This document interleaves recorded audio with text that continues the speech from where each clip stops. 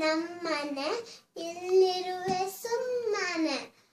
ಎಲ್ಲರಿಗೂ ನಮಸ್ಕಾರಗಳು. ನನ್ನ ಹೆಸರು ರೀತಿ. ನಾನು UKG 6ನೇ ವಿಭಾಗದಲ್ಲಿ ಓದುತ್ತಿದ್ದೇನೆ. ನಾನು ಇಂದು ಜಗಜ್ಯೋತಿ ಬಸವಣ್ಣನವರ ವೇಷಭೂಷಣ ಧರಿಸಿದ್ದೇನೆ. 12ನೇ ಶತಮಾನದಲ್ಲಿ ಹುಟ್ಟಿದ ಅಣ್ಣ ಬಸವಣ್ಣನವರು ಮೊಟ್ಟ ಮೊದಲ ಬಾರಿಗೆ ವಿಶ್ವಕ್ಕೆ ಪ್ರಜಾಪ್ರಭುತ್ವದ ಪರಿಕಲ್ಪನೆ ನೀಡಿದರು. ಇತ್ತೀಚೆಗೆ ನಮ್ಮ ಪ್ರಧಾನಮಂತ್ರಿ ನರೇಂದ್ರ ಮೋದಿ ಅವರು ಬಸವಣ್ಣನವರ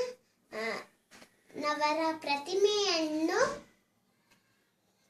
ಲಂಡನ್ನಿನ ಥೇಮ್ಸ್ ನದಿಯ ತೀರದಲ್ಲಿ ಅನಾವರಣಗೊಳಿಸಿದರು.